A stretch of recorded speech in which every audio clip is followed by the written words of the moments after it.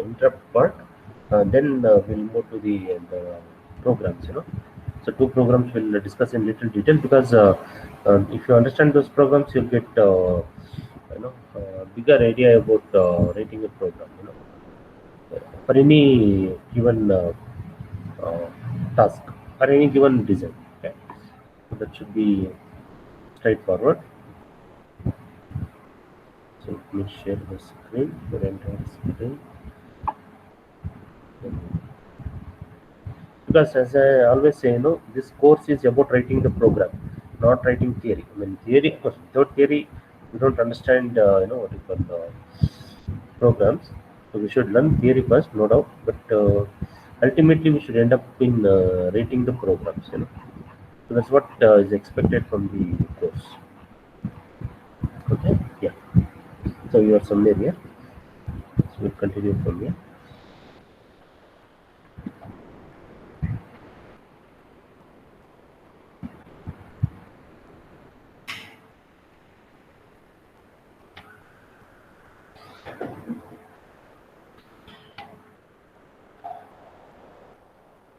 Okay, yes. Okay, so I need to open the this one board. Yes.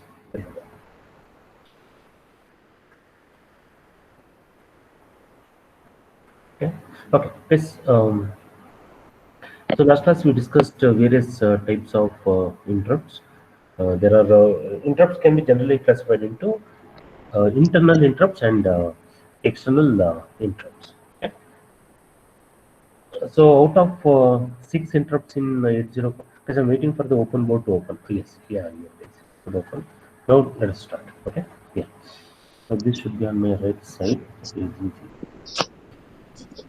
ಯಾಕ mic ಏನೋ on ಆಗಿದೆ ನೋಡಪ್ಪ, mic on ಆಗಿದೆಯಲ್ಲ, ಓಕೆನಾ? ಇವನು ಅನ್ಸುತ್ತೆ ಅದು ಯಾರಾದ್ರು ಪ್ರಹ್ಲಾದ ಡಿಸ್ಪ್ಲೇ ಆಗ್ತಿಲ್ವಲ್ಲ ಗೊತ್ತು. Okay, yes, no problem. So 6 interrupts, 6 sources of interrupt. Sources in the sense, interrupt is generated from somebody else interruption. So who will generate interrupt to 805 microcontroller? 6 sources of interrupt. First is the master reset, external hardware interrupt, timer 0, external hardware interrupt 1. So this was external hardware interrupt 0, timer 1, and the serial communication. Okay, so priority wise, this priority is not given in this table, but usual priority, default priority, we can call it as default priority is that the master reset has the highest priority. Master reset always takes the highest priority. Okay, so if in terms of priority, if we understand, the master reset has the highest priority and the serial communication has the lowest priority. Serial communication has the lowest priority. So then why do we use serial interrupts? This is used for communication purpose. So not that this is not important, but let us say we are communicating with another device. Suddenly there is an external hardware interrupt from interrupt 0. So this should be serviced first, then we can continue the communication. So with that intention, priority is given. Okay, so from a higher order priority to lower order priority. Out of these, 3 are external hardware interrupts: master reset, and interrupt 0, and interrupt 1. These are the external hardware interrupts. External hardware interrupts.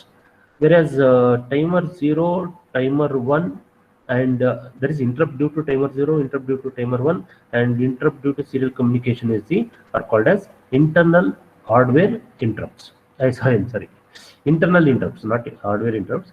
It is internal interrupts. Okay, whereas these 3 reset, interrupt 0, and interrupt 1 are the external hardware interrupts. External interrupt, generally external interrupts. Timer 0, timer 1, and serial communication are the internal interrupts in general terms. Okay, fine. So in the last class we understood this table. That is, whenever there is a interrupt due to any of these devices, microcontroller will automatically jump to one of these locations where the interrupt service routine, that is the service program for a particular interrupt, is stored in this memory. We cannot store in somewhere else, because if there is interrupt due to interrupt 0, microcontroller will jump to this location only. So we cannot change this. This is hardwired. Hardwired means it is it is fixed. We can't change it in a given 805 microcontroller. Okay, but if this location is not sufficient, okay, we'll understand that. We'll go into that. So we'll have a detailed look into that. Okay, fine. Yes, because of this, what happens? There is, if you observe this location, starting from 0000 up to 0023 location. Okay, these locations are used for ISR, interrupt service routine. Let us say we have written a program where we have enabled the interrupts. We have enabled the turned on the interrupts. So what will happen is, somebody is on the line. Okay, here we go. Okay, so let us say we have enabled the interrupt. Okay, so if there is an interrupt due to, let us say, timer 0, it will automatically jump to this location. So when we write a program, let us say in compiler, I didn't open the compiler. So when we write a program in compiler, that is the first line of the program will be, let us say, some org. Sorry, not move. I'm sorry. Okay, so let us say first line of the program is org 00h. Okay, because what does it mean? The PC is reset to, of course, initially by default it is 00 only, but it is a good practice always. PC is reset to 0000h.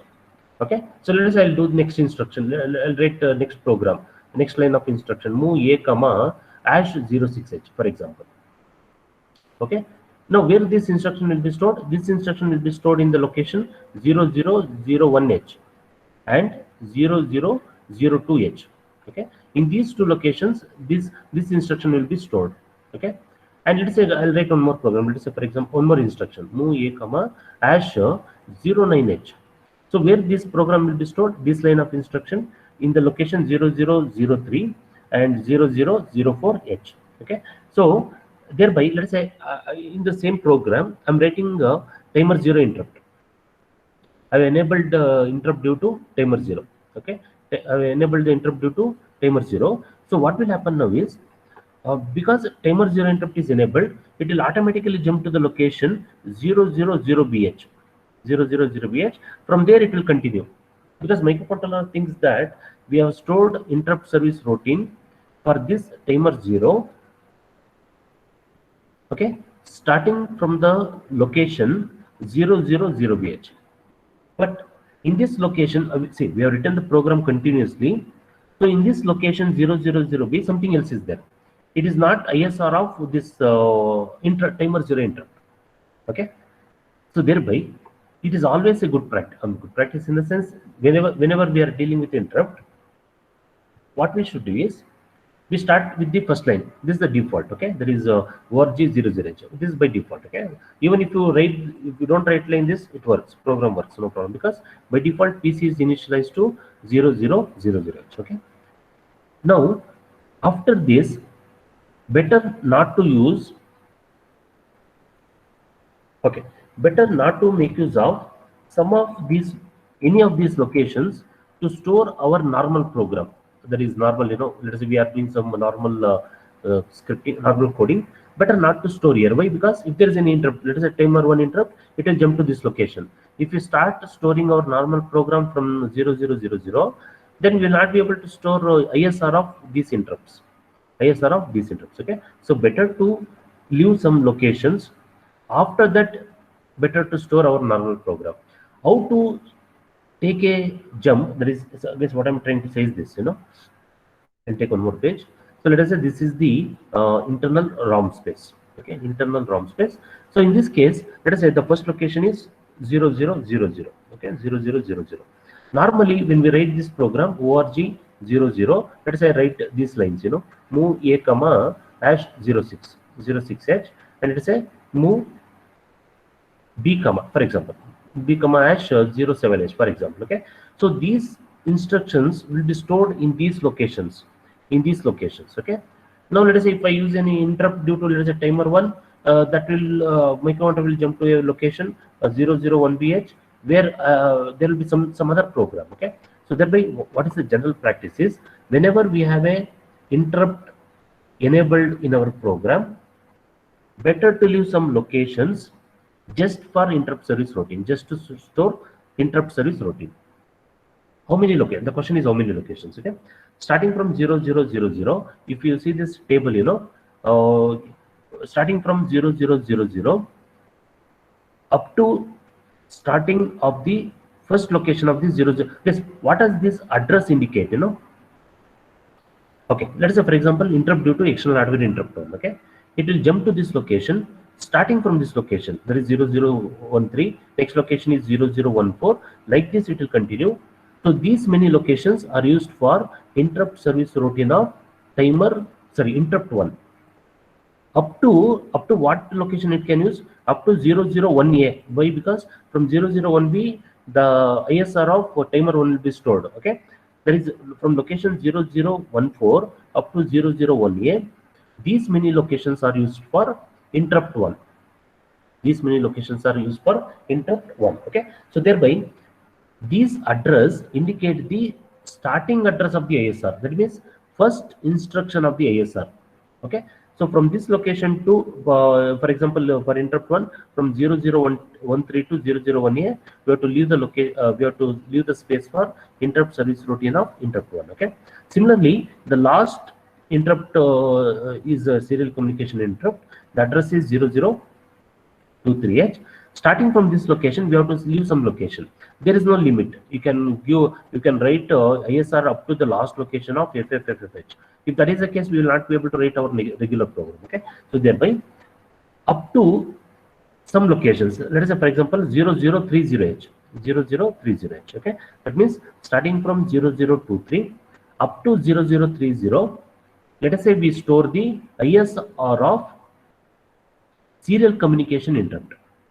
That means we are allocating the location starting from 0023H up to 0030H for the ISR of serial communication interrupt. Okay, so after this location only we have to store our main program. Main means regular program. So whatever we we are writing the code for. Okay, so regular program we have to write. Okay, fine. Okay, so how to the question here is how to start the program and how to start storing our main program from this location. Okay, so for that what we have to do is, sorry, yeah, this is the procedure. Just a second, please on the mind. Okay, so the procedure is like this. Okay, so the first is, guys, by default, as I said, this line is optional. So let me write the program again. Okay, so first line is optional, guys. This org 00 is optional. Even if there should be a space here, of course. Space is not clearly visible. Okay, org 00. Okay, this line is optional always. At least in most of our programs, until and unless we write a program, where program counter is does not has a fixed address or does not has a default address, then this line is required. Otherwise, it's okay. Okay.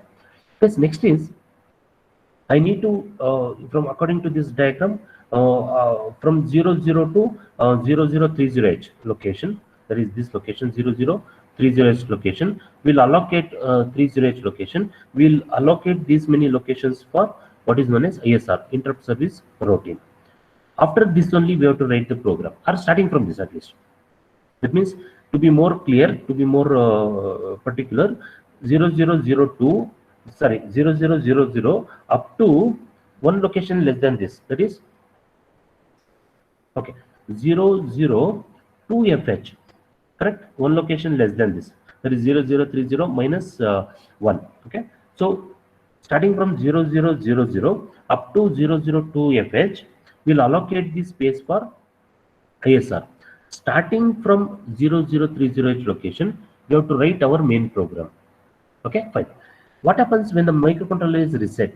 That is when restarted, not reset, reset also. And when it is started for the first time, what will happen is PC by default points to this location.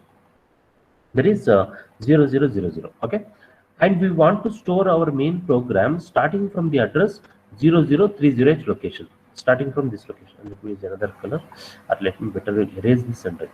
Okay, so starting from the location 0030H. Okay, So in that case, I need to force the program counter to take a jump from this location to this location in the memory, in the internal ROM space, okay. Since PC does not has any address, I cannot access PC just like any another register, not possible.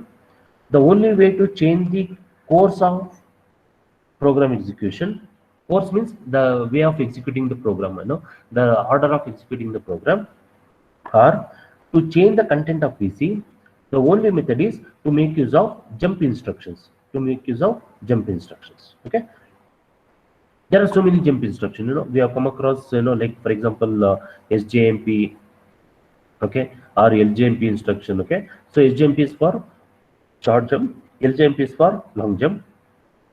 Other than this, we have A call and L call, but A call and L call are subroutine call instructions. They are not jump instructions. Okay, so don't get confused between subroutine call instructions and jump instructions. So we have to force the program counter to jump from this location to this location in the memory, or wherever any location in the memory. Okay, so for that, the only method is to make use of jump instruction. Out of two, which one to use? Okay, so if I use short jump instruction, the range is only 128 bytes. Okay, it is very limited. Okay, but it takes only 2 byte space in the memory. But when the space is not a constraint, in most of the program what we write, it will be let's say around 50 lines or 60 lines. Maybe one of the big program what we may come across is this 5B. Not necessarily we can write a bigger program than this, no doubt. But okay, this is quite a lengthy program because we do a lot of operations in this program. For this kind of a program, it will take more space. That's true. Okay. Otherwise, even for this kind of program, or even bigger than this program, available memory is sufficient. Okay. So thereby, better to make use of LJMP instruction to force the program compiler to take the program counter from the first default location 0000 to the desired location. Let us say, for example, required or desired location is 0030H location. Okay, how to write the program for this? Okay, so first instruction is org00. Next is jump instruction, because I need to force the compiler to go to a particular location. There is a program counter to point to some other location. To force the program counter to point to some other required location, let us say for example 300030H location. So the instruction is LJMP. Okay. This, okay, observe this. Oh, sorry, let me open this. Okay, now LJMP. For example, for LJMP instruction, what is the argument is? Maybe we can do something like this, 0030H location. Okay, but this does not work. This instruction is not a valid instruction. Okay, for LJMP instruction, there should always be a label, not an address. There should always be a label. Okay, 0030 is not a label, it is address. Okay, so thereby this is invalid. Okay, so thereby what we have to write is, we have to give a label for the main program. You give some name. Most of the program you must by default you will see main. You can give any name. There is absolutely no condition like that. For the, of course, main is used from the C program. It is it's copied from C program. You can give any name, no problem. Okay, jump to any name where we'll write our main code. Okay, now this, okay, observe this. So what we have done is, sorry, I need to go to previous page. Okay, so we initialize the program counter to the first by default in PC points to the first location in the memory in the internal ROM space. Okay, and from this we want to take a jump to some location 0030H location. We have taken a jump, but to start storing our main program from this location, we have to force the PC to point to this location. See, jump of course will take the control from this.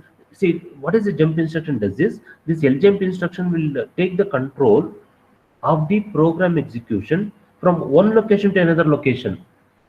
But from that location, the program should be stored. See, because there is no program here as it is. So we have to store the program. So for that, we have to force the PC to point to this location. So thereby, we have to make use of assembler directive, that is org. Okay, so org required address. What is required address? 0030h location, 30h address. Okay, this can also be written as org 030h. This is also okay, because compiler will automatically convert this into 16-bit address. It will take it as lower byte 30. It will append 2 zeros to make it a 16-bit address. Okay, it becomes 0030h location. Okay, and starting from, because see, we are calling any name which is the main program. This main program has to be stored from this location 0030 location. So thereby initialize PC. What does the org instruction does, guys? It will initialize PC. It should be now initialize the PC to this location, and starting from this location, the program, that is main program, in our case it is any name, should be stored. Okay, so from this point onwards, the main program will be stored, or the main code will be stored. Yes, okay. I guess we understood the okay, the basic concept of this taking the control to particular location and start storing the program from that particular location. Okay, so that's what they explained here. So we are starting from the main program, because when the ROM is when the microcontroller resets or wakes up and or resets, by default it points to this location. So bypass the interrupt vector table. Why interrupt vector table? Because in these locations, starting from 00 up to, let us say for example 002F location, 002F location, ISR will be stored. Interrupt service routine will be stored. So better to avoid this these many locations, and after that we have to store the program. Okay. So you'll take a control to particular location in the memory where we will store the main program, but we have to force the compiler to start storing the program from that location. That is, we have to initialize the PC. For that, we use the org instruction and the target address. Target address is 0030h location. From that, we will write the program, main program. Okay, fine. Yes, this I'll show you. This I'll show you in the compiler now. Because the same thing is explained here, Okay, fine. So we'll discuss IE register. First, let me show this, intro, this very simple line, okay? Initialization and, okay, org 0h, okay? Let's say LJMP. LJMP is better in most of the cases. Let us say main program. You can give any name, that's not an issue. Let's say org 40h. I'll take some other address. 40h. Let us say this is the main program. I don't have any plan. Okay, let us do something there. Move a comma hash some data 06h. Okay, and that's it. I'm not returning. I'm not going back to any other program. End of the program. Very simple. Very simple code. So let me remove this program. Remove this. Remove file. Okay, yeah. So let us add this code base. That is sample.asm. Add existing files to group. Okay, so the name of the file is sample.asm. It's a assembly code, of course. Add to close it. Okay, this is the code. Save the program. Build target to check for the syntax error. Okay, so next is debug start session to convert assembly code into the operational code, that is binary code. Okay, because what we have to observe here in our program is look at the the program, and I'll use F11 on my keyboard to indicate to see the sequence of execution. Meantime, I'll open the internal memory where the program is stored. That is C for code memory 0x0040. Target location is 0040. Okay, yes, you can observe that. In fact, you can observe that here also. Okay, there is okay. So the first line of the code is LJMP. Okay, so next comes, see, first line is not stored. Let's observe that the first line was org00. See, org is not an instruction, as we have understood. It's a like a instruction to the command. Sorry, compiler, not for the user. Okay, and then that will not be stored in the memory. No assembler directives will be stored in the memory. Okay, so first line of the program is LJMP main. Okay, So the LJMP main will be stored in this location. That is a 00. First line of the program is LJMP 0000 location. At that location, this data will be stored. If you can observe that here also in this memory window. Let me open another memory window. C for code memory 0x0000. Okay, fine. You can observe this data. This operational code 02 somewhere here. Okay, 020040. Okay, so the data is stored in the memory. Okay, this is for LJMP, because we 3 bytes, because we know that LJMP takes 3 bytes of data. LJMP anyone. This is sorry, I think I written main, not anyone. It is main. Okay, where this main is stored? This main is stored starting from 40H. Okay, so what does the microcontroller does is compiler, to be more specific. LJMP is converted into 02. Main is stored starting from the location 0040, and hence the operational code for this instruction is around 3 bytes. Not around, it is 3 bytes, exactly 3 bytes. Okay, 3 bytes. The first byte is 02, second byte is 00, because that is the upper byte of the 60-bit address, and the third byte is 40. Third byte is 40H. All these are hexadecimal, of course. Okay, so this is data is stored starting from 0000. Okay, and the compiler is forced to jump to this location. You can see that you can see that here, in this assembly window, that T colon, that is the code memory, and the target address of main. Target address of main is 0040. Very simple. It's quite straightforward. You can observe here only. You can scroll down. You go to 40 location. At 40 location, move A comma #06 is stored. Okay, so move A is 74. 06 is the data which is stored in the next immediate location, that you can observe here also. Okay, at the location, this 0040, 74 and 06 is stored. Very simple. Okay, yes. Now let us run the program. F11 on my keyboard. See, first of all, this compiler does not point to this first line at all, because it's unnecessary. But it's a in some cases it may be required. We'll see that. Okay, so first line of the execution, that is LJMP main. So because of the long jump instruction, the compiler is forced to jump to this location, which is stored at the address 0040. Okay, F11 on my keyboard. Okay, so this line will be executed. That is 06H is transferred into accumulator, and of course end of the program. That's it. Okay, that's it. Okay, this just to show how does the compiler takes a upper jump instruction we had seen earlier. That's not an issue. Okay, this one thing we have to notice again is that the first line, this is as I always say, not required. Let us remove it. Let us run the program. Build target. Debug start session. Okay, and run the program straight away. Okay, and it works. No problem. Debug run. It works. Okay. So first line is see, just because we are writing org here, it need not mean that we have to write org here also. Okay, this is optional. First line is always optional. You need not even write. That's not a expected thing. Debug stop session. Okay, it's fine. That's very simple. Okay, fine.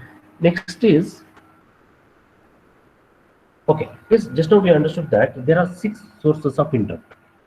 Okay, out of this, 3 are external hardware interrupts, 3 are internal interrupts. Sorry, internal interrupts. Okay, so these 3 are the external interrupts. These 3 are the internal interrupts. Okay. Yes. Now the question is how to control this interrupt. Let us say, for example, I don't want any interrupt. I'm running some program. I'm running very important task. I don't want my main program to be interrupted by any other device or internal sources of interrupt. Okay. To enable and disable the interrupt, we have a separate special function register. Okay. Yes, I'll show you that in the this SFR block. So this SFR, the SFR is picture, is clear. So it's very easy to track. Let's jump to SFR block. special function register block. In that there is one special function register called as IE register, which stands for interrupt enable. Yeah, here it is, interrupt enable register. Okay, this interrupt enable register is a 8-bit, of course, again a 8-bit register.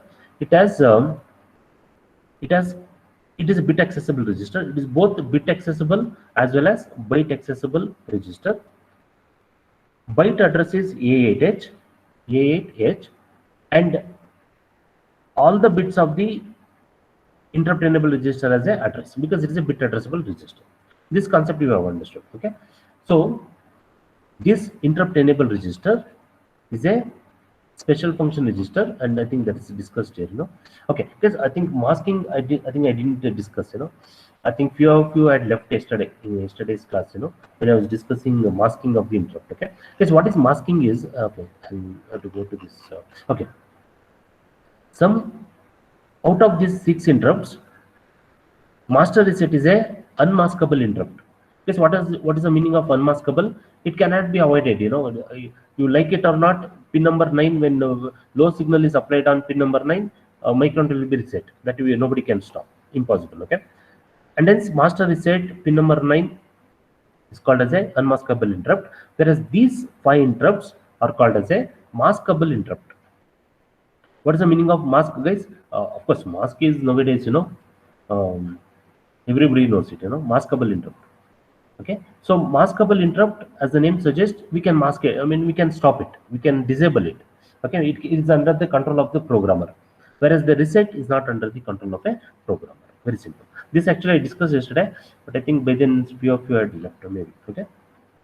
Okay, so that's what I explained here. On reset, all interrupts are disabled. By default, it is all interrupts are disabled, including interrupt 9. Sorry, master reset pin number 9 default to start with. Okay, meaning that none will be responded to by the microcontroller if they are activated. Okay, interrupt must be enabled by software method in order for the microcontroller to respond to them. Okay, that means only when interrupt is enabled, microcontroller will bother about the interrupts. If interrupts are disabled, even if there is interrupt from the external device, microcontroller does not identify any interrupts. So there is a register, interrupt enable register, so that is responsible for enabling unmasking or disabling the interrupts. So let us look into the interrupts. Okay, first let us look into the interrupt enable register. So interrupt enable register, as we have understood, it is a special function register whose byte, or I forgot the byte address, A8H. Okay, whose byte address is A8H. Okay, A8H. It has 8 bits. Out of these 8 bits, only 6 bits are used in 8051 microcontrollers, 8051 based microcontrollers. Okay, these 2 bits are not used in the 8051 based microcontrollers. Why it is so? Let us understand. Okay, fine. Here we go. Is the MSB bit of the interrupt enable register. Is what is the address of MSB bit of interrupt enable register, guys? Sorry, I don't know. This is opening. Okay, MSB bit of interrupt enable register is AFH.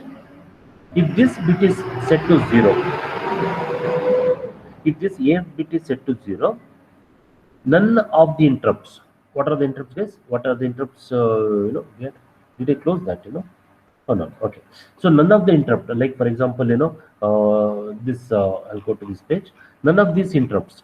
There is interrupt 0, timer 0, interrupt 1, timer 1, or serial communication are enabled. They are totally disabled if the MSB of, that is the MSB bit of interrupt enable register is set to 0. This MSB bit of interrupt enable register is called as EA. EA stands for enable all. Okay, so this, if we enable all bit of the interrupt enable register, if it is set to 0, none of the interrupts are enabled, all are disabled. Okay, fine.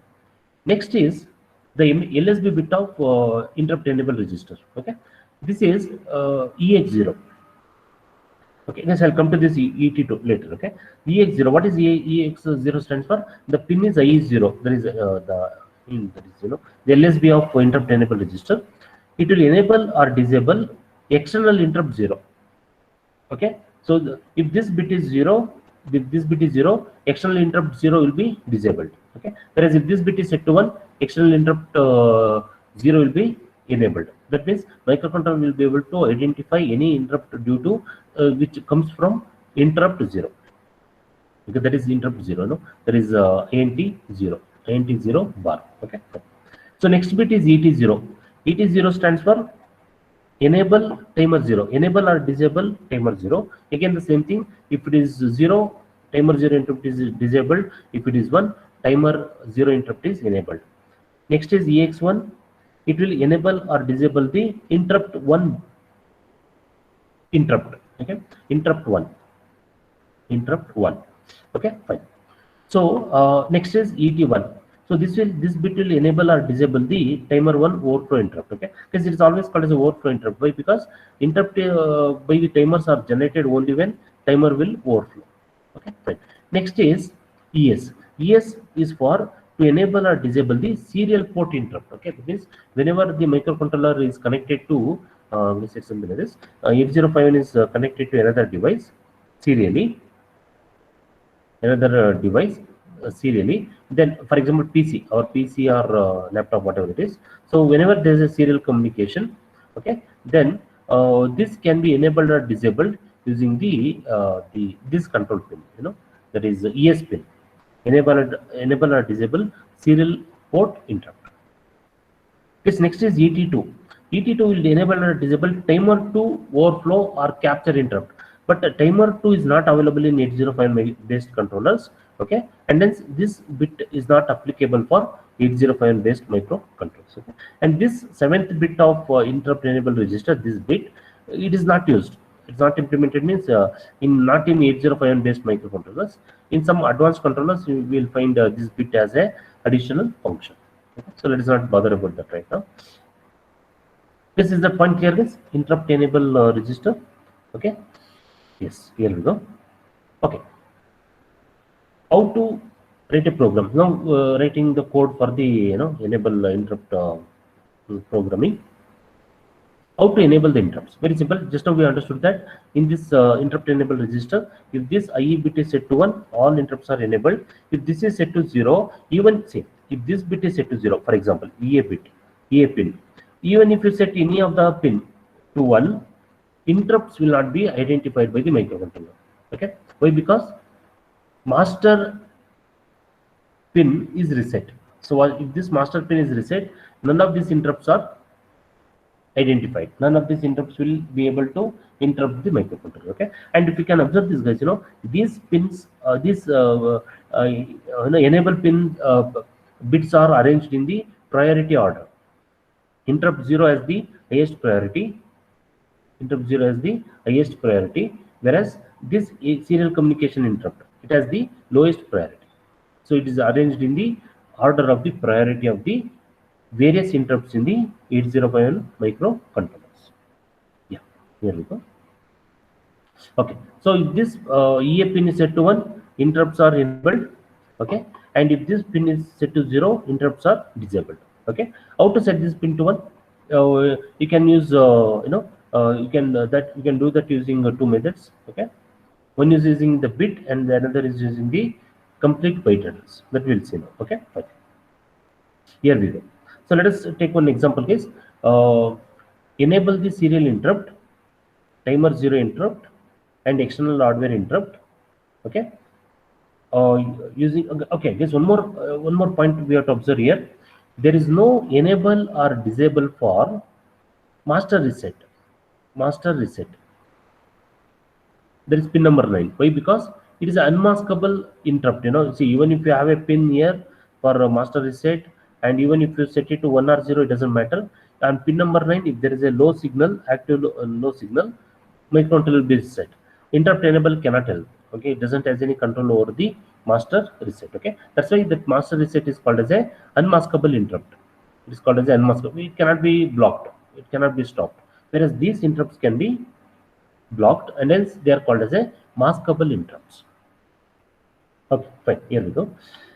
Yeah. So let us understand one example. We have to enable serial communication interrupt, timer 0 interrupt, and external hardware interrupt 1. okay, which is represented as EX1. Okay, so this MSB bit is enable all EA pin. This is EA enable all. This should be 1. If this is 0, no interrupt is enabled. And this is for this what is this uh, serial communication interrupt, that is ES. So this is for timer 0, and this one is for interrupt 1. This pin is for interrupt 1. Okay. So since these bits are set to 1, so these interrupts are enabled. And what about the other interrupt is? There is interrupt 0, there is interrupt 0 as well as timer 1. This is timer 1. They are disabled. Why? Because those pins are set to 0. Very simple. Yeah, here we go. Similarly, one more example, so different way of, enabling the interrupts, one is using move instruction, send the data. This is written in binary fashion. You can write in hexadecimal also. That is, it will be 96H. If you store 96H into IE register, so these three interrupts are enabled. Okay, that's what it is. Other way to do that is using the pin name. For example, IE7, IE.7. IE.7 means MSB bit, that is EA all. EA pin, enable all. So this pin will be set to 1. This pin will be set to 1. Set B instruction will set this. So all the instructions, all the interrupts are enabled. So this pin is for serial interrupt. This is for the timer 0 interrupt. And this one is for the external hardware interrupt 1. That is INT 1. Okay. But see, if you see the difference between these two, in this single instruction will set all these interrupts. Here we need 4 instruction to do this. So that's why it is not, if you are setting only one interrupt, this method is okay. Even if you want to set one interrupt, you need 2 instruction. One is the first instruction, enable all. This should be set to 1. So one instruction is to set EA pin to 1. Another instruction for any of the interrupt. It will take at least 2 instructions. Okay. So instead of this, you can use a single instruction to enable the required number of interrupts. How to disable the interrupt is very simple. Use the clear instruction. If the pin is set to 0, that particular interrupt will be disabled. Clear IE7 will disable all the interrupts. Very simple. Okay, that is EA pin. If it is set to 0, it will disable all the interrupts. No problem. Okay, fine. Here we go. Okay, so this is about the timer 0 interrupt. Okay, fine. Just give me a second.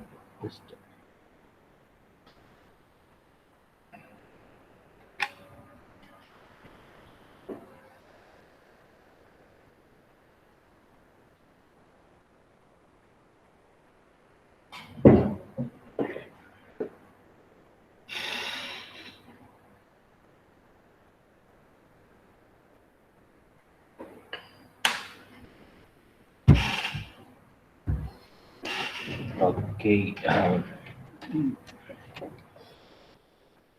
Okay, so here we go. Okay. So just give me a second.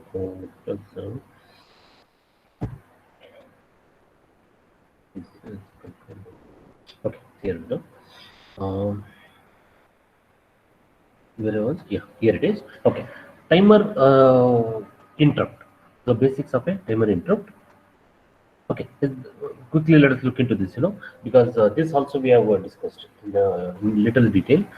So timer flag, when it is set to 1, timer overflows. Of course, timer flag set to 1 indicates the timer is already overflown, which generates the interrupt when interrupt is enabled. Okay, so there are 2 issues. One is using the polling, another is using the interrupt. Because in the beginning we understood 2 methods of handling the interrupt. One is using the polling method, another is using the interrupt method itself. Okay, that is priority based. That's based on the priority. Okay, so in polling method, this timer overflow flag, I have to wait until the TF flag is raised. Okay, that means what does it means to say is okay, it's something like this. I think okay, yeah. Let us say I've written the main let us say we have the main program. Okay, so this is the main program. So here I'm enabling the interrupt. Enable interrupt due to timer 0. Okay, not timer 0. Sorry. Okay. So let us say I'm writing some code. I start the timer, set B TR0, it will start the timer 0. Okay. Next thing is, next is I have to wait till the flag is set to 1. There is JNB, jump if not bit, TF0, dollar symbol. It will execute the same line. You can give some name to the line, repeat or back, whatever it is. Okay. So execute the same line till flag is set to 1. TF0 is set to 1.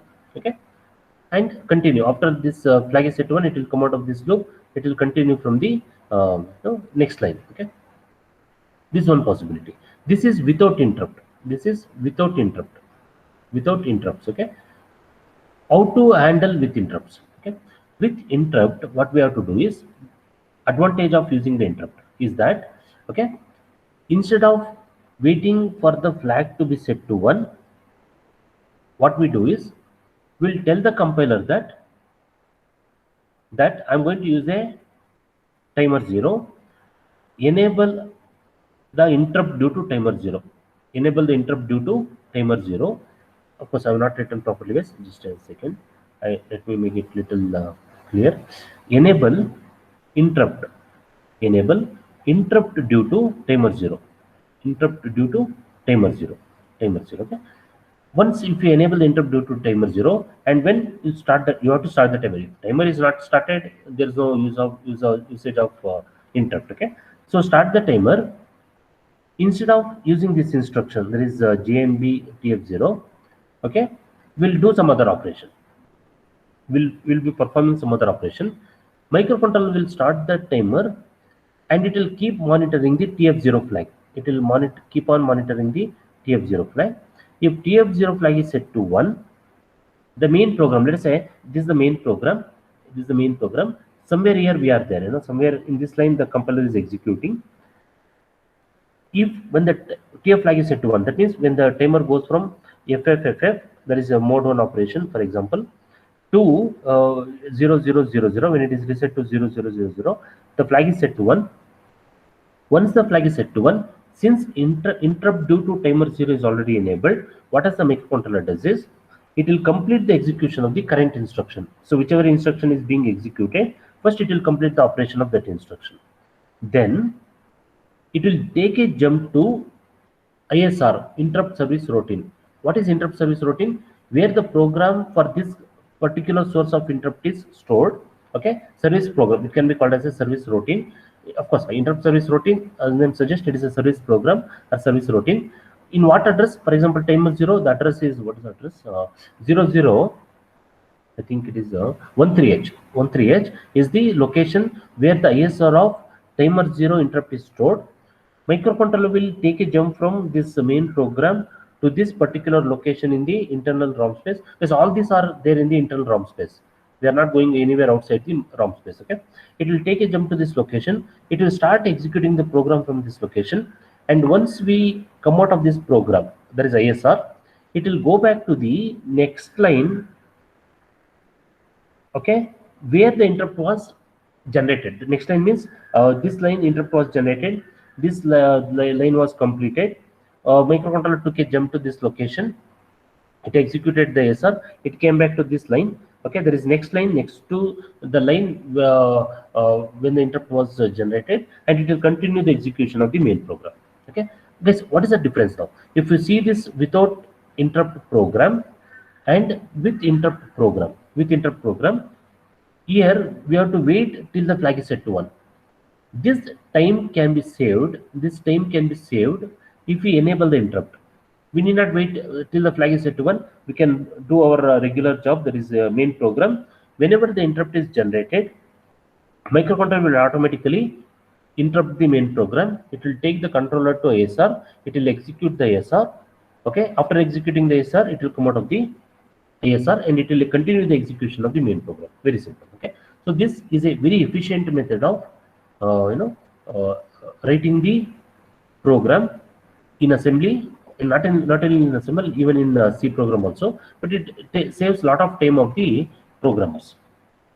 Okay, just 2 minutes I'll wind up this, then I'll start the program discussion. Okay, Yeah. So using interrupt methods, it will solve this problem of waiting. Basically, avoids tying down the controller. Tying down the controller means it has to wait till the, it has to execute the same line. This line till the flag is set to 1. Okay. This method of wasting the time of the controller can be avoided when the interrupts are enabled. Okay, so what happens in this? Okay, yeah, so interrupt method. So when the interrupts are enabled, for example, timer interrupt is enabled in the I register.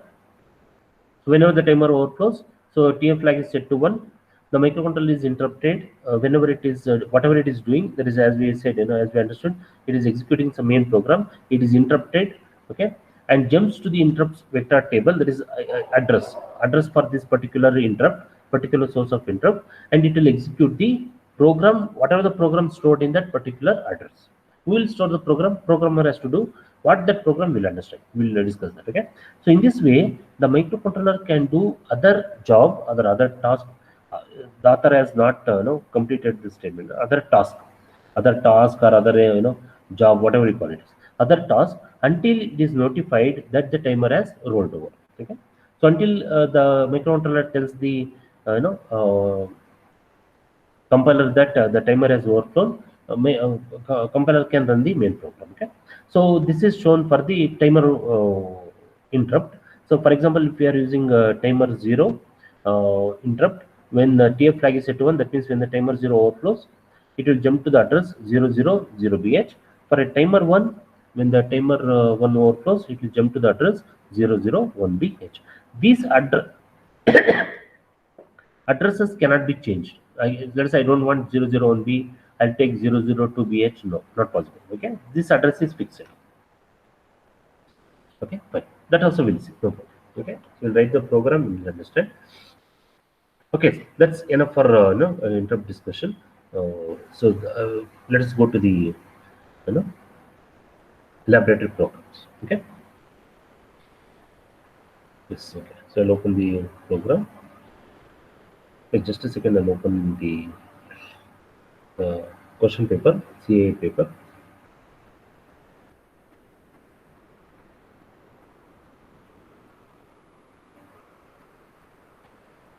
Okay. Yes. Yeah. Okay. Okay. In the test, guys, the other things are very simple. Theory questions. It's very simple. There is no requirement of any discussion. For those theory questions, we'll discuss only for the programs. Okay. Here we go.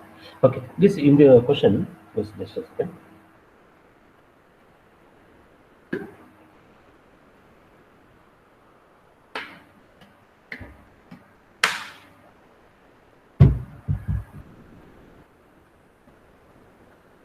Okay, yeah, here we go.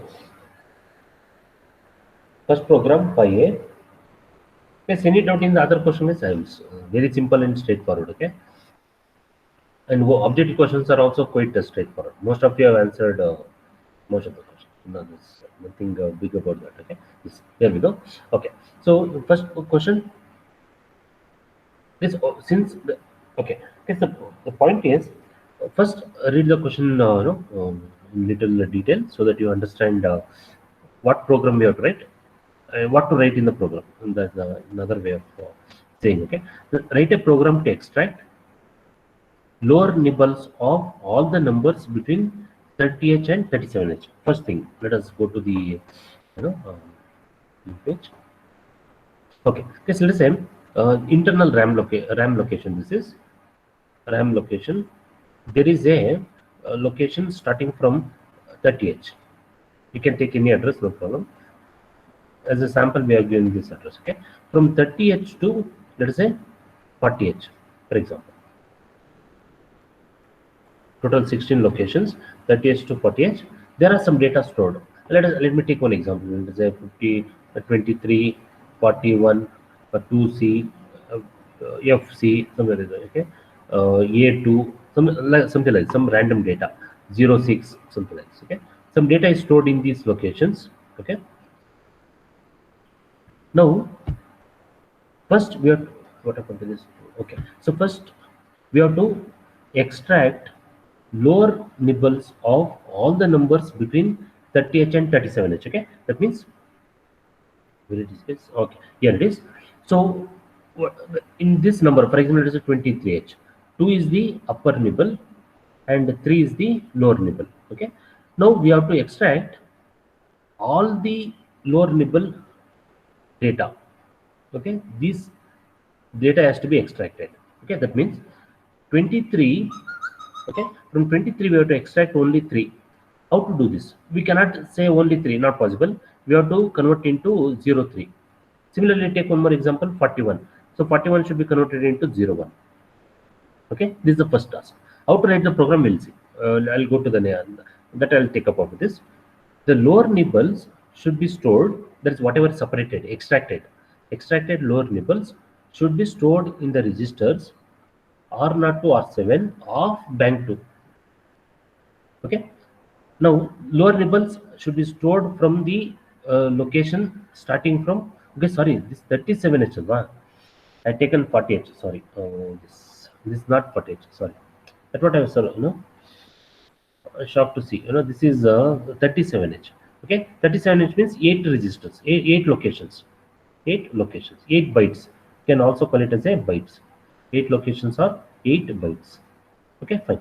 So whatever it is extracted, 8 bytes. So whatever we extracted from the location starting from 30 to 37, the lower nibbles should be stored starting in the register bank 2. Okay, where is this register bank 2, guys? If you see this internal memory, I think did I close that register bank 2? I need to open that. It's just a second. Register bank 2 address. Okay, yeah, here we go. Okay, so in this, I think it was open, no problem. Okay, in this, if you see the register bank's address, of course things will be clear, no doubt, but I want to emphasize with respect to the address. So register bank 0 from 00 to 07h, bank 1 08 to 0fh. Okay, and bank 2 will start from 10h and it will end at 17h.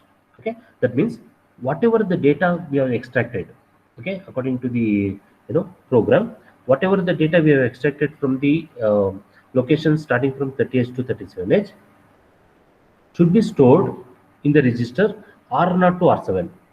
The order is not specified. Order in the sense like 38 should go to R0, 31 should go to R1. It is not specified. You can store in any way. For example, 30 you can store it in R7, okay, and 31 you can store it in R6. That's also okay. I have written the program such a way that 30 will go to R0, 31 will go to R1. Okay, that means whatever the data available in 30h, its lower nibble is stored into R0 of register bank 2 starting from the address 10h. Okay, similarly 31 will go to R1 of register bank 2, that is 11h. Likewise 37h will go to R7 of register bank 2 whose address is 1fh.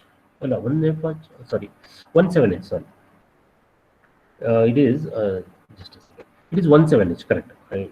I get sometimes I get confused. Okay, yeah. So it is not 1fh. It's going to be 17h. Okay. So the address is 17h. 17h. Okay. Guys, understood? It's very simple. So first we have stored data starting from 30h to 37h. We have separated or extracted the lower nibbles of the data, and it is stored in the register bank 2. Very simple. Okay. So till this point, I think it's okay. I mean, it's clear. The problem is clear. Now, in this data, find sum of all the lower nibbles and store it in register R0 of register bank 0. Somebody joined now? I think just a second, because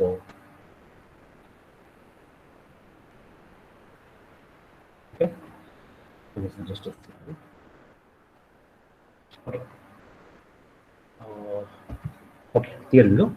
So, okay, where is this? Yeah. So, okay. So whatever the lower nibbles we have extracted, that should be added, summed up. and store it in R0 of register bank 0. That means something like this. Okay. So whatever the lower nibbles extracted, which is now available in the register bank 2, which is now available in the, I don't know what's that. Okay, which is now available in the register bank 2. Okay, for example, like 3 data is 3 1. Okay, so let us say C, again C2, something like this. All these should be added,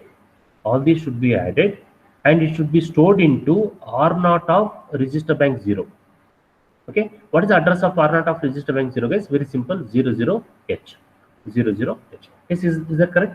If you have any doubt, you can look into that. Register bank 0 R0 address is 00H. That's all.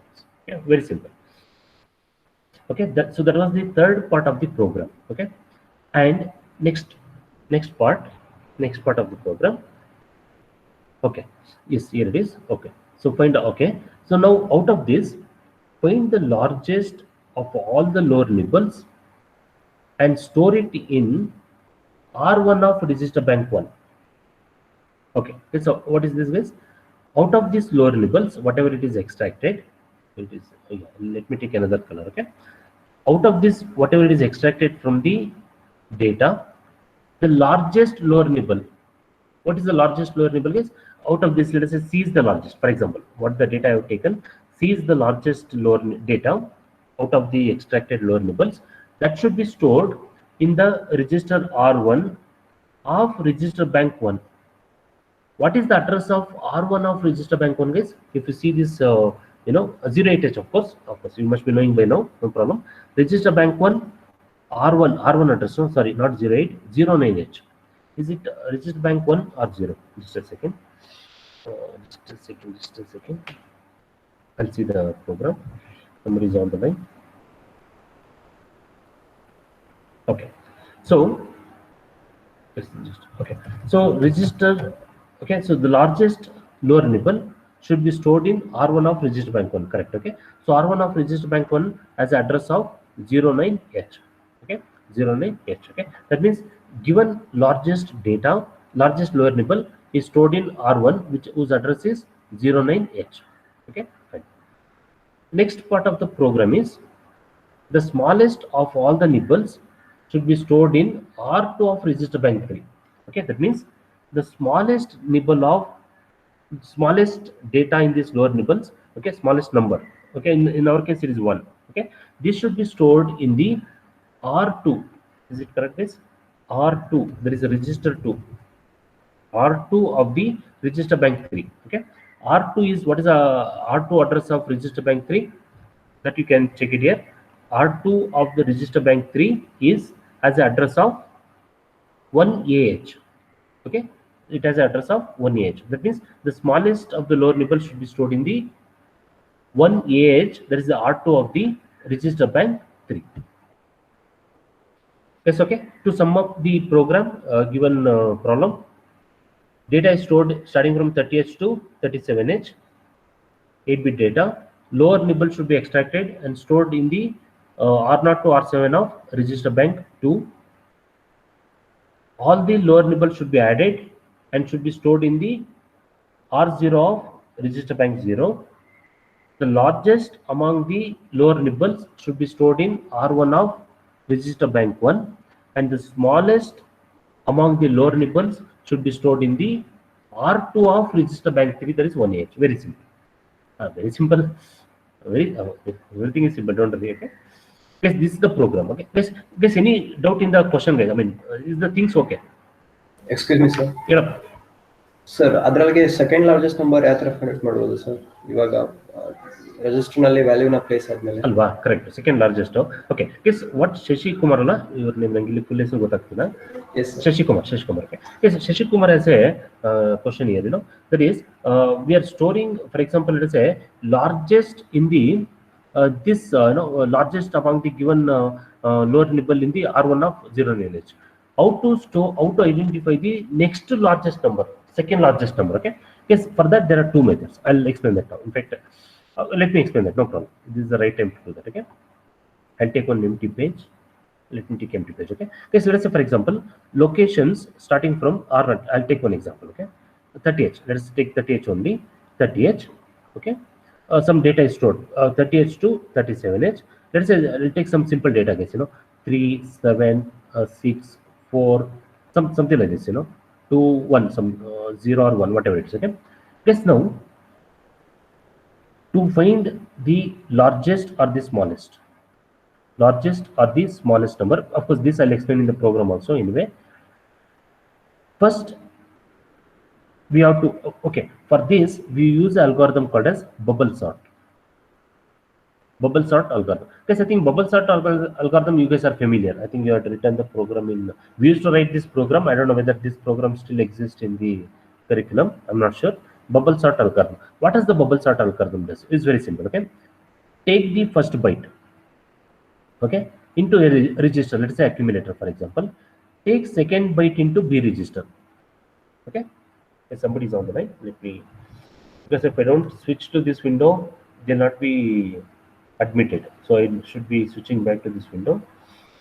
Because I think somebody is admitted, right? Okay, right. No issues. Okay. Now, how to compare? How to find the largest and smallest? Very simple. Okay. Take the first byte into accumulator, second byte into B register. Compare A and B. Compare A and B. The instruction used is CJNE. CJNE A comma B L1. Okay. What it does is it will check whether A is greater than or equal to B or A is less than B. A is greater than B or A is less than B. If A is greater than B, carry flag will be set to 0. This instruction we are discussing just for for discussion purpose. I'm discussing this again. This concept of CJNE. CJNE we have discussed, no problem. Okay. A greater than or equal to B. If A is greater than or equal to B, carry bit is set to 0. If A is less than B, carry is set to 1. Based on the condition of carry. How to check the carry, guys? There are two instructions, JC or JNC. JC will check whether the carry is set to 1. In C language, if you write, it is like this. Whether C is equal to 1, JNC will check whether C is equal to 0. Whether C is equal to 0. Okay. Based on the condition of the carry, we can decide whether the first number is greater than or equal to second number, okay, or first number is less than the second number. Okay, now let's say we are writing the program for sorting. I'll erase this. We are writing the what is the sorting is? As we discussed in the last class, sorting means arranging the numbers in a particular order, okay, either in the ascending order. This is the ascending order, or what is known as a descending order. Descending order. What happens in case of ascending order is smallest will be in the first location, smallest will be in the first location, largest will be in the last location. Descending order, smallest will be in the last location, means I'm taking 37 as the last location, 30 as the first location. I'm starting from 30H with that assumption. Okay. So in the descending order, smallest will be in the last location, that is 37H in our case, and largest will be in the first location. In our case, it is 30H. Okay.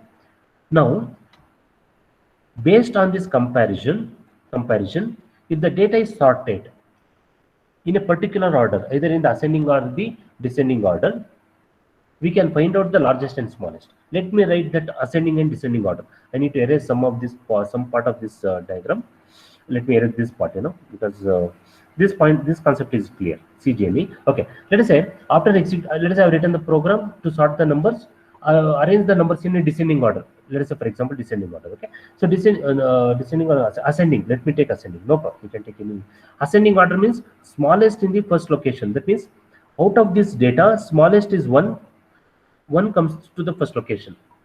What is the next smallest? Let us say 2. 2, then comes the 3 is not there. Okay, no problem. Let us say 4, 3 is there. 3, then comes 4, then comes 6, and then comes, of course, guys, I have not written all the 8 numbers. It's okay. We'll assume, no problem. Okay. So that means given numbers are now arranged in the what is known as ascending order. Yes, correct? This is ascending order, no problem. Okay. Now, once the data is arranged in the ascending order, that means the largest is at the 37 location, and the smallest is at the 30th location. Okay, once this sorting is done, we can pick up the largest number. I don't know what happened to the mouse. Okay, we can pick up this is, I think there's slight freezing in by this open board application. Hold on a second. It is slowing down. Just hold on for a few seconds. Okay, so it's very simple case. Once it is arranged, very simple. 37 inch has the what you call largest number. 36 will have the next largest number. Similarly, 38 will have the smallest number. 38 will have the smallest number. If you want next smallest number, 31h, it will be stored in 31h location. 31h location. Okay, so thereby to find largest or smallest, or to sort the numbers in a particular order, this sorting is done in the second program, 5B program.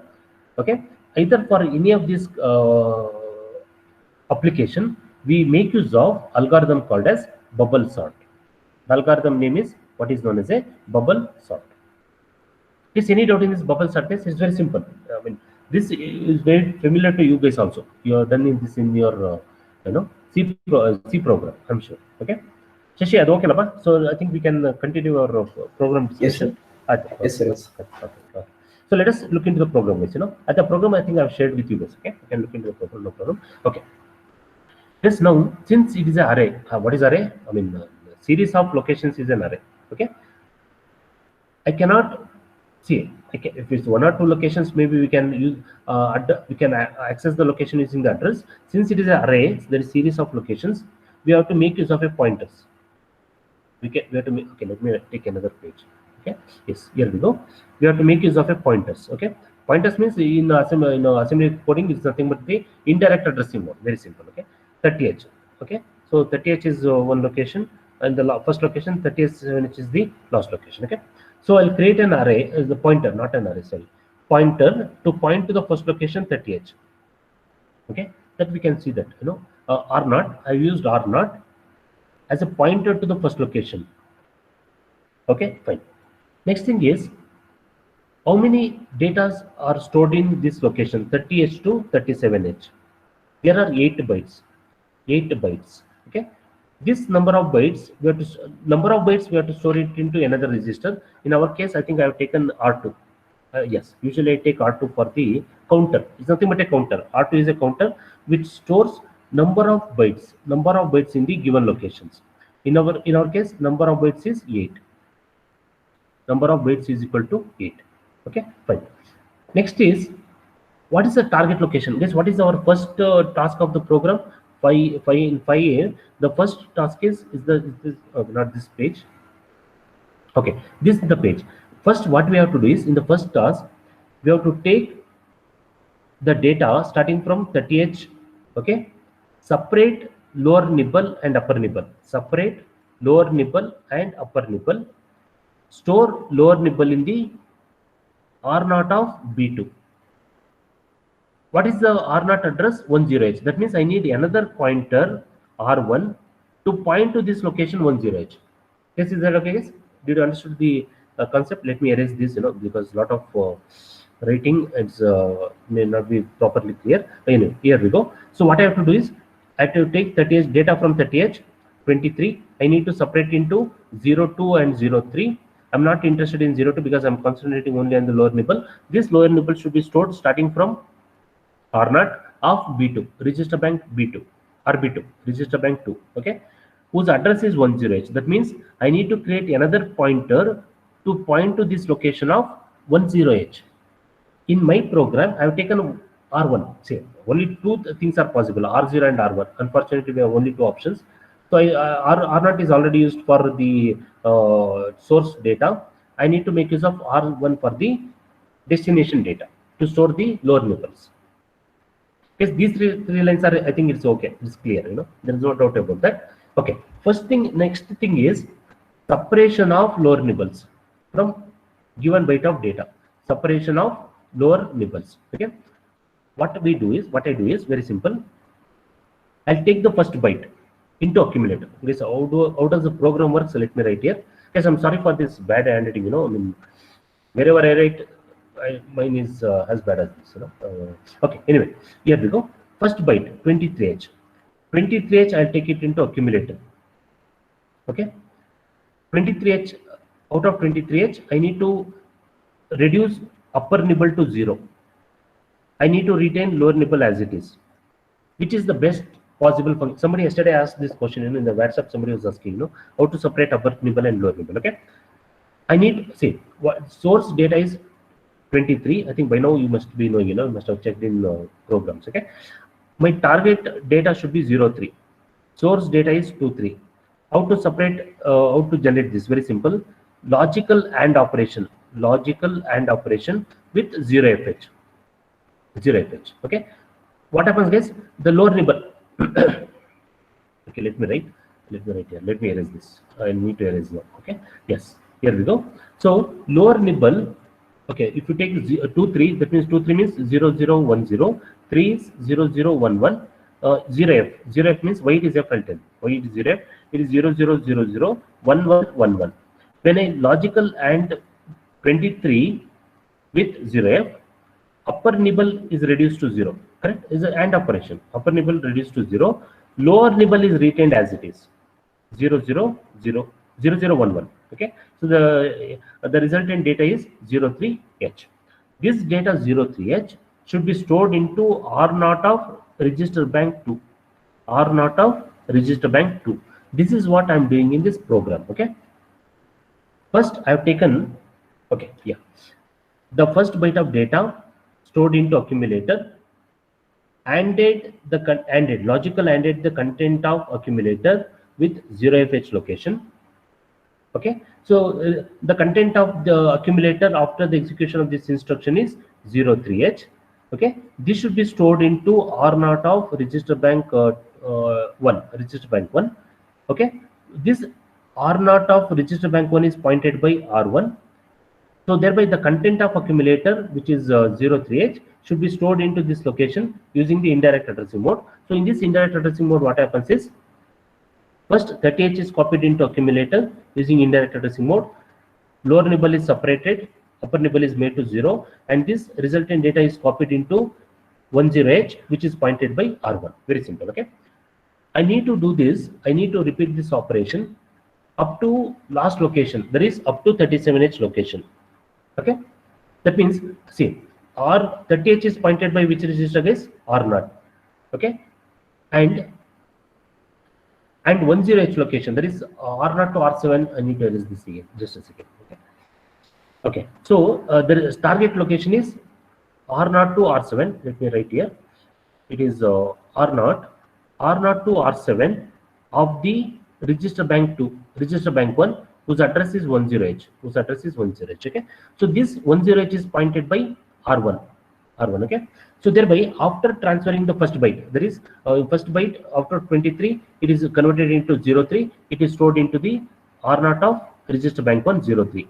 I need to pick the second data, that is 41. So this 41 should be converted into 01. This should be stored into R1 of register bank 1, that is 01, whose address is 11H. Okay, how to do this? Okay, to go to the next location is very simple. Increment the content of R0. Okay, initially it was 30H. If it is incremented, it becomes 31H. So now the R0 points to the 31H location.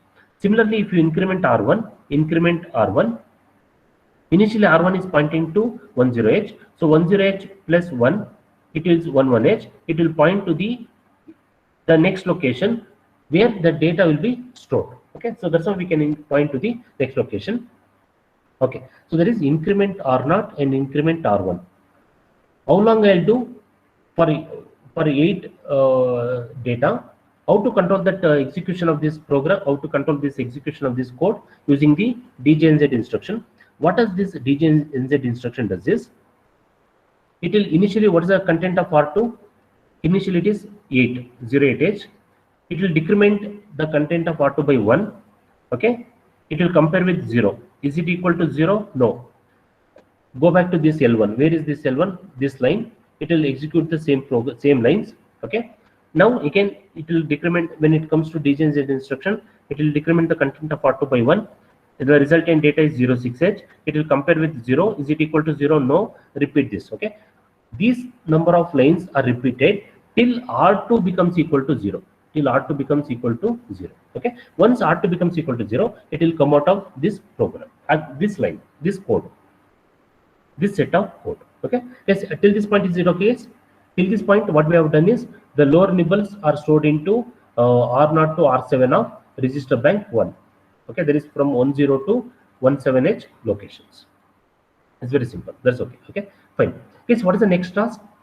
Next task is, this is okay.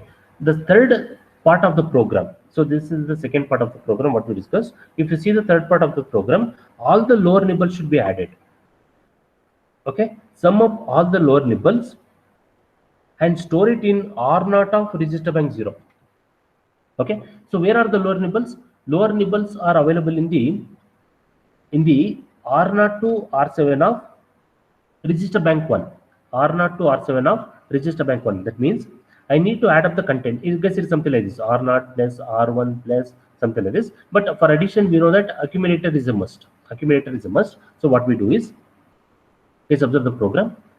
So first, no, okay. So because in this program execution, the content of R1 is changed. R1 is changed. I need to point R1 to 10H. That's why I initialize R1 to 10H again. So I need to add 8 bytes of data. I'll take a counter R2 08H. I initialize accumulator to 0. Why? Because I need to do this R0 plus A. Okay. This gives some result in accumulator. This I need to add up with R1.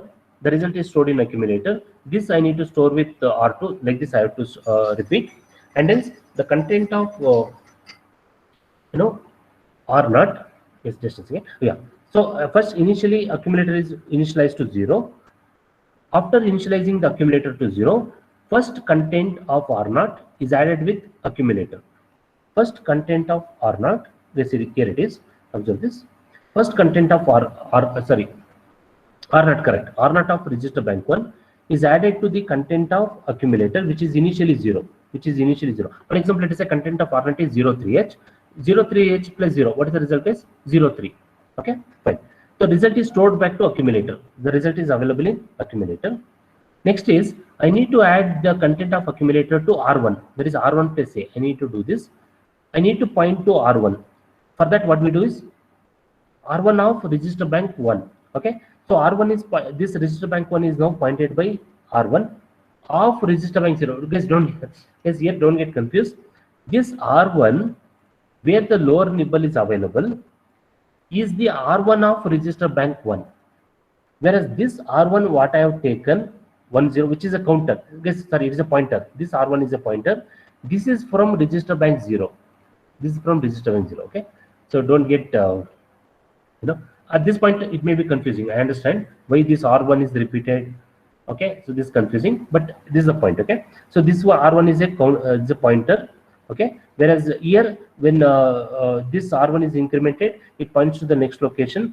So the content of accumulator is added to that location, and the result is stored back to accumulator.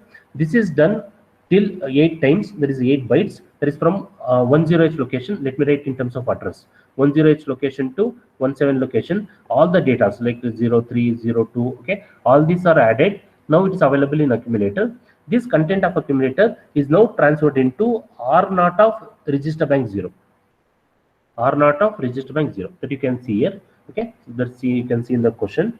Okay, so the result is somewhere here. Okay, so the lower nibble should be added and the result should be stored in R0 of register bank 0. Very simple. Okay, so I'm storing the result in R0 of register bank 0. R0 of register bank 0. Yes, till this point is it okay? I mean, this is the third part. That's why I given some space here. So this is the first part of the program. This is the second part, and this is the third part of the program. Okay, fine. Next we'll see.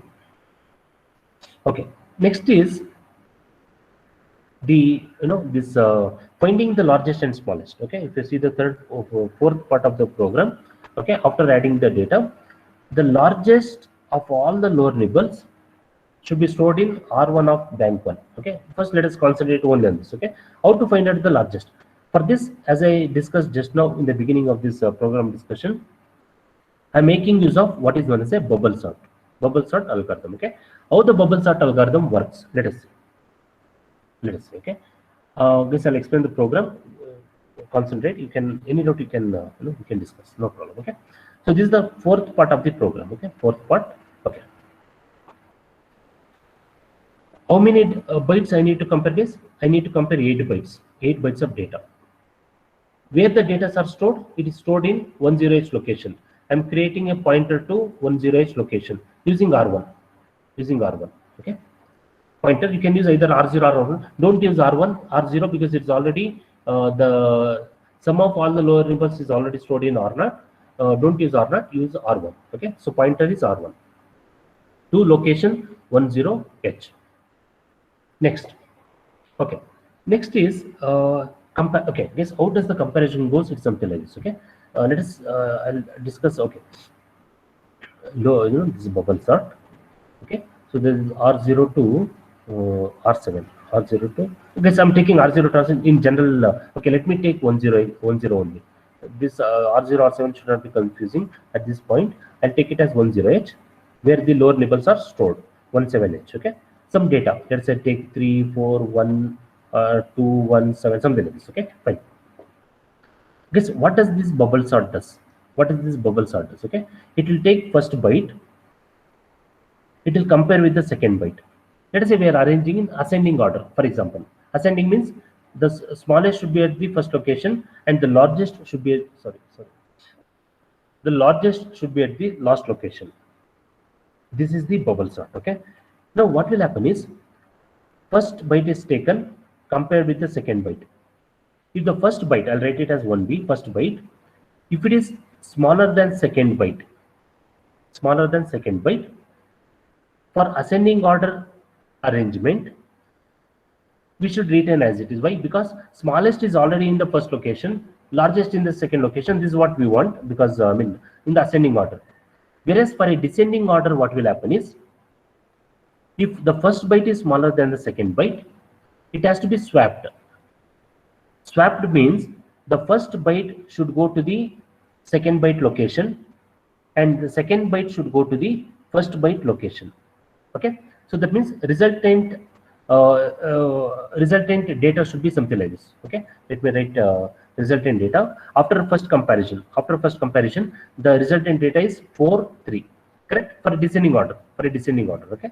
And the rest of data is, let us say 2, 1, 6, 7, something, some data. Okay. Next, the third byte of data should be taken. Okay, third byte of data. Sorry, not third byte. I'm sorry. Third byte. First byte only, which is now swapped with the second byte. That means it's available in the second location. This data now should be compared with the third data stored at the third location. Okay, that means we have to compare. In our case, it is 3 and 2. Okay, let us say we are arranging in descending order. It's already in the descending order fashion.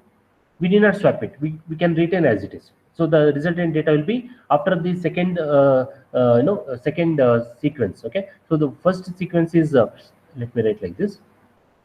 This is the first sequence. In the first sequence, first 2 bytes are compared. It is arranged. Okay, arranged according to the requirement place. It can be descending or it can be ascending. Okay, it is arranged. First sequence, first flow, first iteration. It's called as a iteration. In the first iteration, 1 byte is arranged. Okay. In the second iteration, what happens is, let me write the second iteration. In the second iteration, this data 3 and 2 is compared. 3 and 2 because 3 was the first byte. That's why I am comparing 3 and 2 compared. Okay. For a descending order, it should be first byte is retained as it is. Okay. 3 and 2 is compared. If it is required, we have to swap it, or else we can retain as it is. For a descending order, we have to retain as it is. So this is 3 and 2.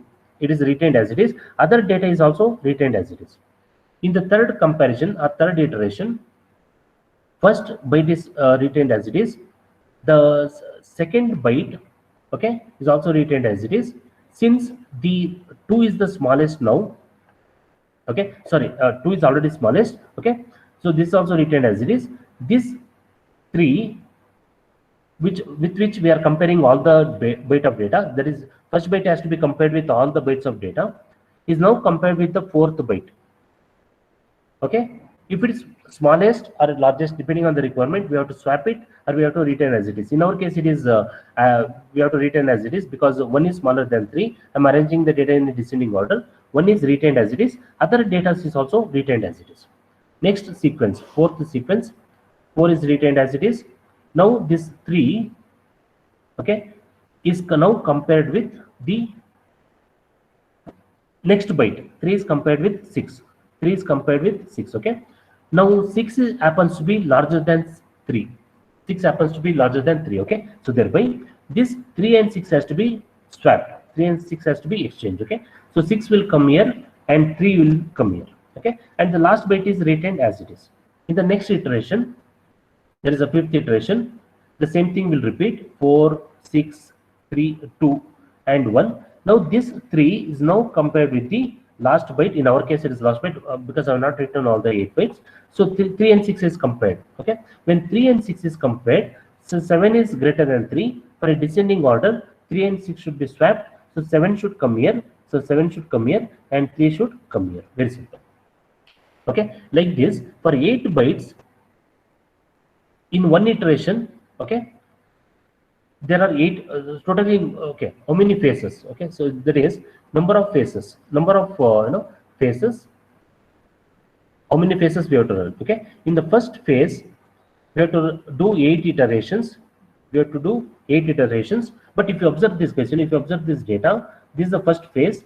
Is it already arranged in the descending order? No. Why? Because 7 is the largest among the given data. It is still not in the top location. That means it is not arranged in a complete descending order. This is just a first phase. In the first phase, there are 8 iterations. Like this, we have to repeat. Okay. In the second phase, what we have to do is we have to pick up the second data. We have to pick up the second data.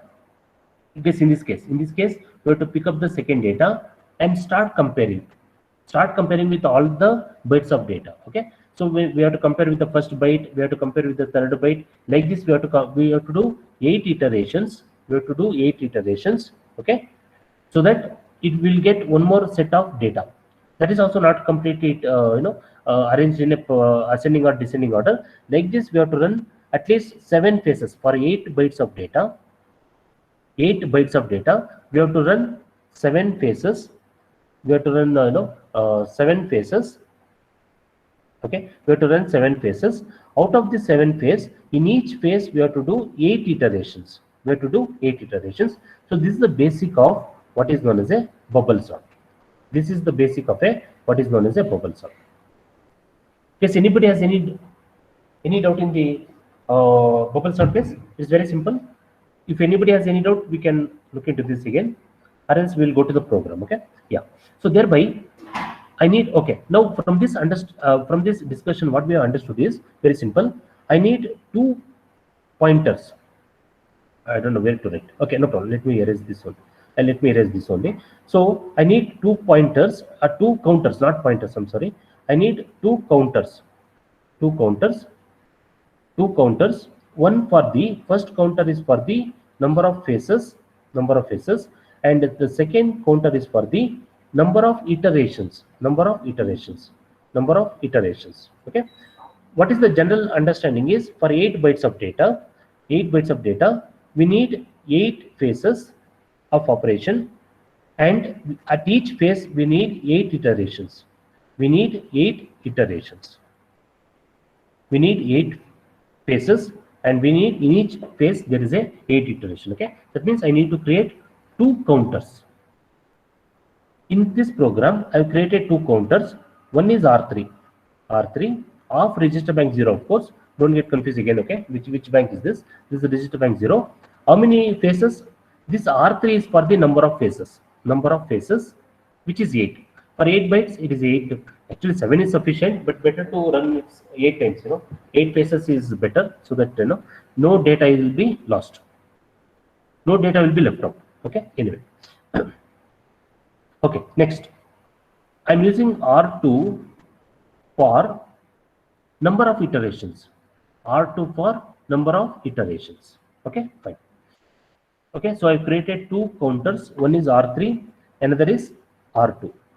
Why R2 is not written next to R3? That I'll explain now. Okay, which is the target location guys, where I'm sorting the data. I'm sorting the data from the location 10H to 17H. Okay, that means I need to create a pointer for 10H. Okay, in this program I think I've used R1. Okay, because R0 I cannot use, because R0 is already used for the to store the result of addition of all the lower levels. Okay, so that's why I'm not using R0, I'm using R1. Okay, so R1 is initialized to 10H. 10H. What we do is this program is just like what we have written, what we discussed for the bubble sort. Okay, same thing is written in terms of program. I'll go through quickly. I'll go through the program.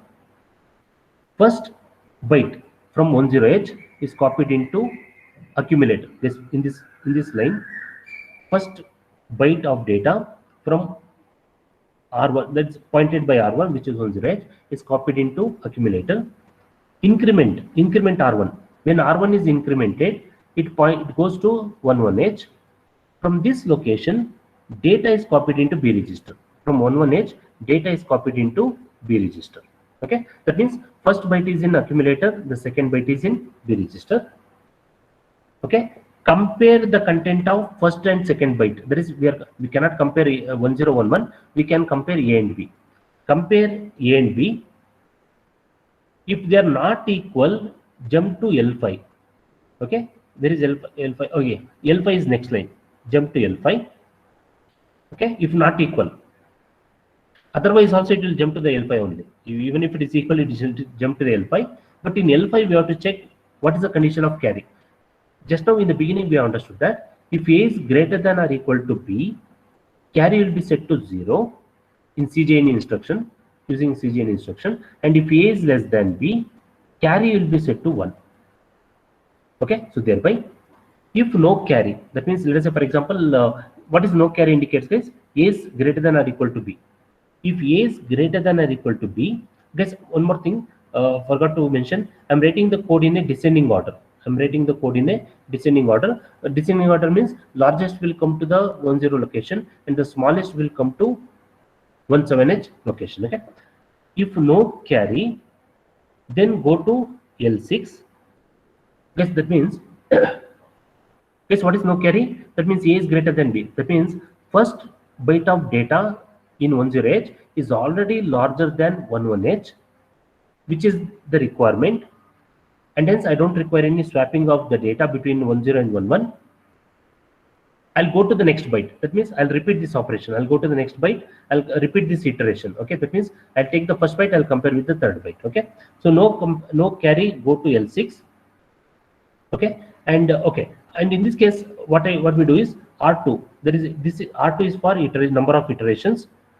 I'll reduce R2 by one value. If it is not equal to 0, go to L4 and repeat the same operation. That is, take the data which is pointed by R1, take the data into accumulator, go to the next location, take the data into B register, compare.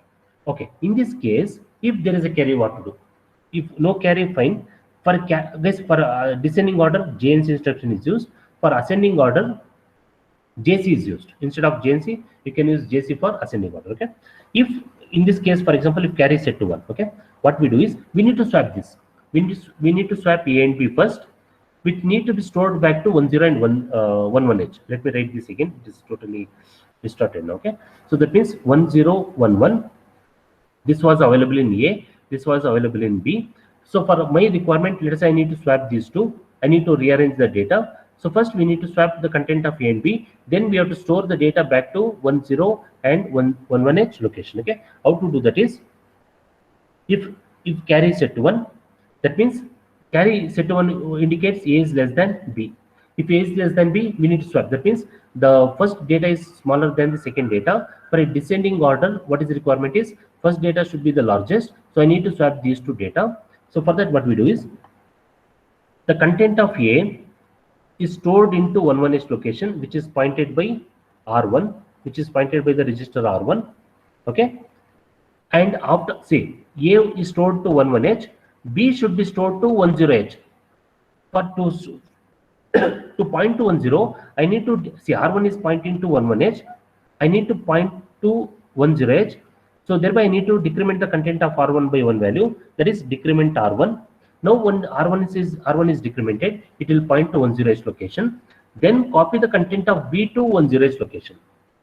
Copy the content of B2 1 0 edge location. That means content of A and B is 1 0 and 1 1 is swapped. For example, let us say, okay, let's say for example 1 0 edge added data 3 and 1 1 edge added data 4.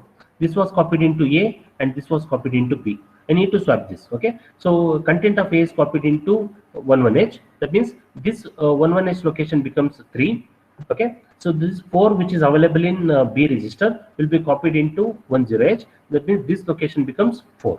Okay, so after sorting, that is after first iteration, the resultant data will be 4 and 3. That means it is arranged in the descending order.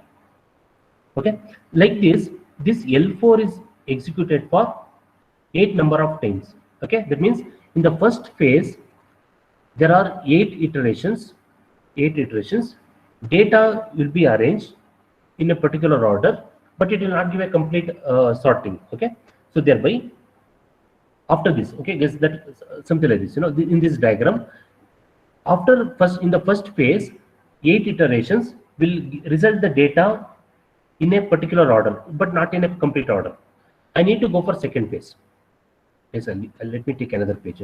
It's again distorted. Okay, yes, let us say this is 1 0 edge location. This is 1 7 edge. Okay, yes, I'm okay, it's already 4. Okay, yes, in another 5 minutes. Okay, I'll wind up. Okay, 5B we'll discuss in the next class. Anyway, it takes time, no problem. Okay, 1 0 edge location. Okay, so in the first phase there are 8 iterations. Okay, so in the after 8 iterations, the resultants, there are some resultant data. It's arranged in a particular order. Not very, okay, so it's particular order.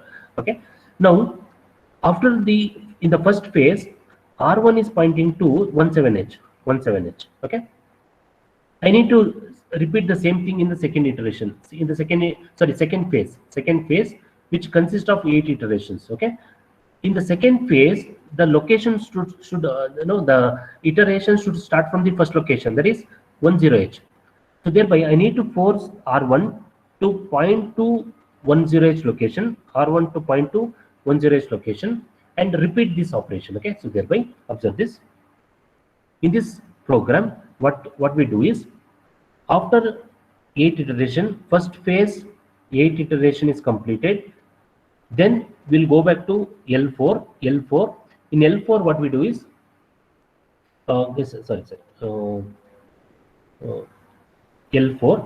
Okay, L4 is repeated. So this is for the iteration. This is the internal loop. Yes, L4 is the internal loop. Okay.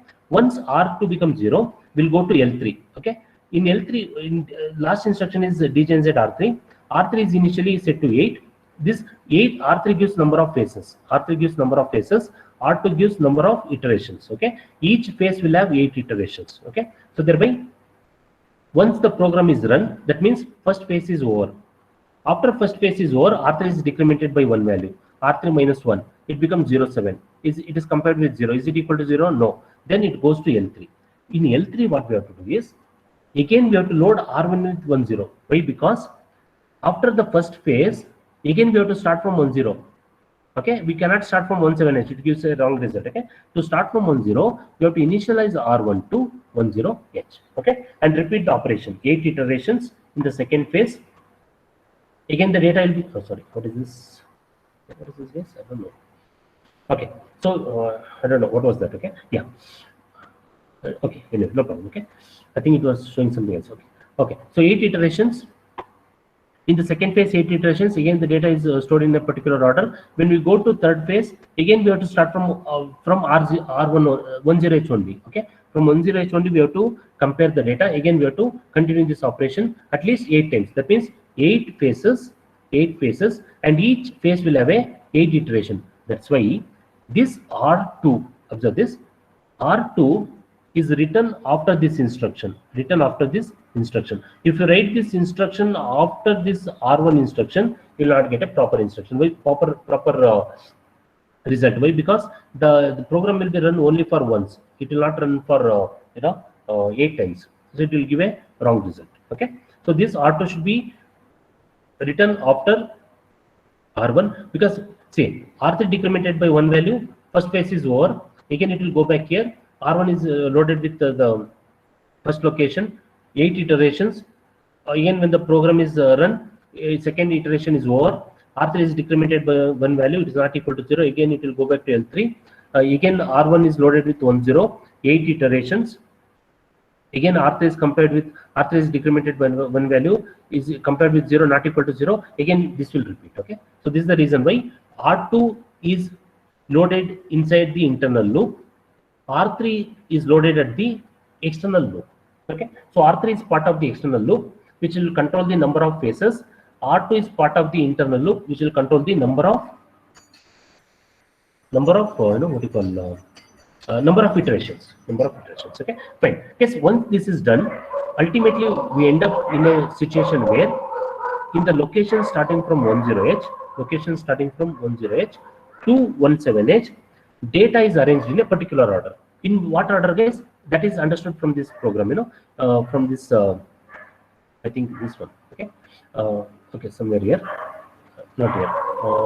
Data is arranged in a little. Okay, so data is arranged in a particular order. Okay, so for a descending order, if you're arranging in descending order, you have to make use of JN's instruction.